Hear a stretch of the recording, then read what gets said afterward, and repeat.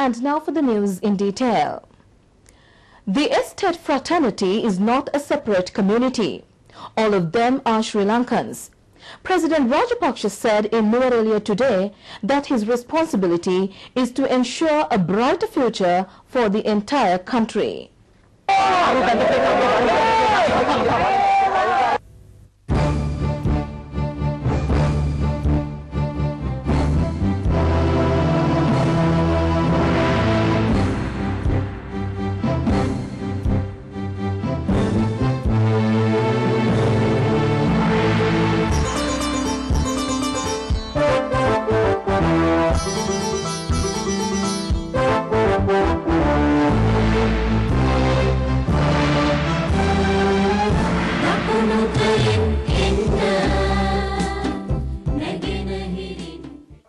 අපට විදුලිය ගේන්න නම් විදුලිය නිෂ්පාදනය කරන්න ඕන. එහෙම නැත්නම් වරායක් හදන්න. The president said power had to be generated if the village was to enjoy electricity. Harbors and airports should be built to achieve economic growth. The estate fraternity cannot always pluck tea. They should pursue education for a brighter future. It was by placing confidence in the villagers that the government undertook these programs. They had trust in the government and exercised their franchise in favor of the alliance. Therefore, the president said the prime task of the government was to develop the country. He opined that the people should join hands with the government to develop the country. What they expected from the people was a strong parliament. He reminded them all candidates are from their party headed by him. Therefore, he invited them to make use of all the three preferences they are entitled to. The president was addressing a victorious rally of the United People's Freedom Alliance at the Nuwara Municipal Council grounds. The participation of a mammoth crowd was a special feature. In his address, the president further said that a resounding victory for the Freedom Alliance will be a future investment on behalf of the next generation. Addressing the crowds in Tamil, he emphasized his sole objective was one country, one nation and one law. Freedom Alliance candidates, Ministers Arumugam Thundaman, C.B. Ratnayaka, V. Putra Sigamani, Navin Disanayaka and P. Radhakrishnan, Kumara Dasanayaka, J.M.C. Jayasekara, Arul Sami and Rajadore were present at this meeting. Another in the series of meetings of the United People's Freedom Alliance was held in Matale today. The meeting was presided by President Rajapaksa. The people in their thousands reached the Bernard Aluvihare grounds in processions to participate in the meeting.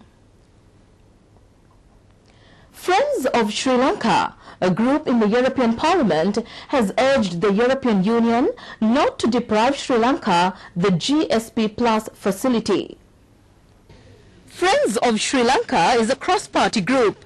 Its chairman and long-standing member of the Foreign Affairs Committee, Geoffrey Van Orden, called on EU countries not merely to rubber-stamp the inappropriate conclusions taken by EU bodies to cut GSP Plus benefits to Sri Lanka.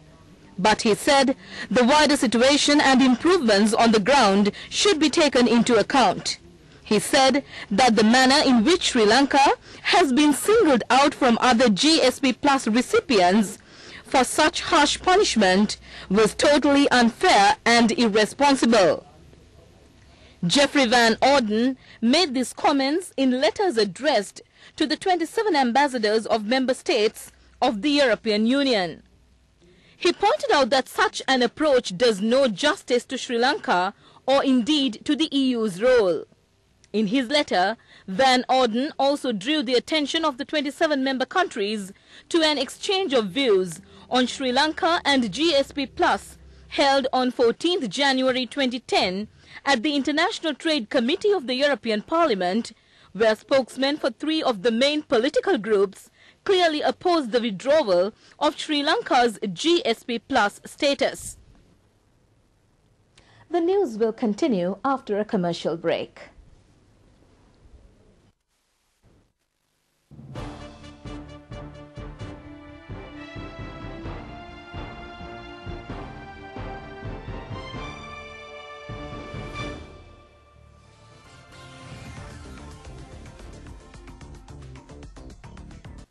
Tota Colombo is being built, Oluwil is being.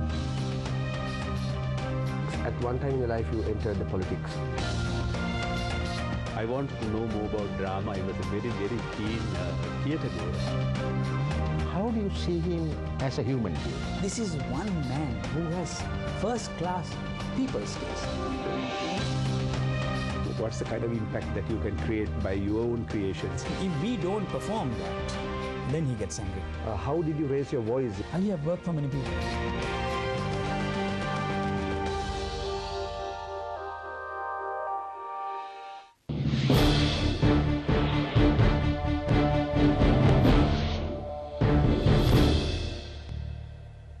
Welcome back. You're watching Prime News, and still here at home, the Eastern polity who did not dream of enjoying their fundamental rights have now received all what they have lost.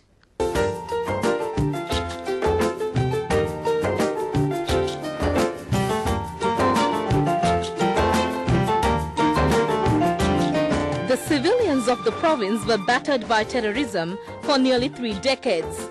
They never expected freedom. However, the government had been able to restore all their rights with the liberation of the region from the terrorists. They can now dream of a brighter future. Receiving pure pipe-borne drinking water was also a dream for them. But now every household will enjoy this facility. A drinking water supply scheme has already been mooted in the Batticaloa district. Its estimated cost is 4.5 billion rupees. Assistance comes from the Asian Development Bank. Water which will be pumped from the Unachia tank through an underground tunnel which is 20 kilometers long will be purified and distributed among the people of the Batticaloa district. They will be enjoying this facility due to the efforts made by the present government to improve their living standards. A streamlined program for the management of waste material has also been crafted. As such, it is a significant project.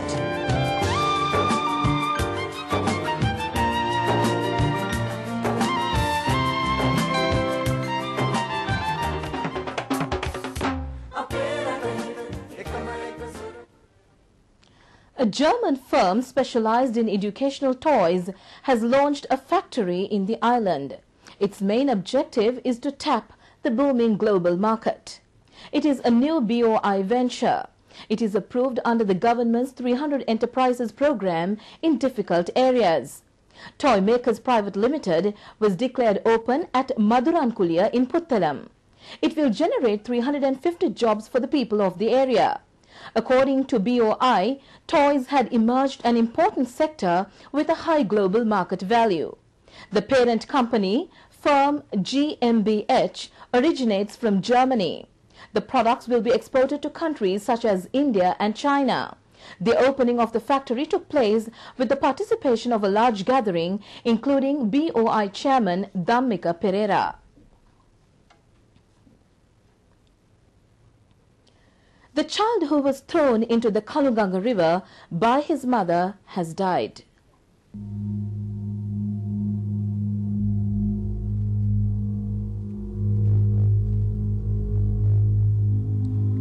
The boy was in the intensive care unit at the Lady Ridgeway Hospital for 9 days. The 4-year-old boy, Amila Sandaruwan Fernando, was thrown into the river on March 11th by his mother, who said she could not afford to take care of him. Amila was rescued by a truck driver and had been fighting for his life at the Lady Ridgeway Hospital.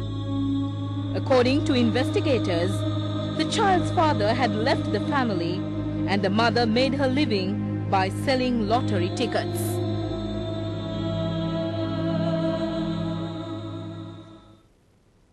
Certainly a very moving story. Sri Lankan surfers choose their own path with a new identity. The Sri Lankan Surfing Federation further expands. It gets a new logo. We have more on that. The birth of a Surfing Nation project has always had the objective of positioning Sri Lankan surfing in a different manner to that of other existing national surfing organizations, due to the unusual environment and context in which the organization was created in 2010. In accordance with the formation recently of the Surfing Federation of Sri Lanka, the surfers have decided on a new logo for their identity, promotion and team look. A logo was chosen which they felt represented their new attacking attitude upon the world of surfing. The team colors and designs are yet to be finalized for the new national outfit. They will undoubtedly reflect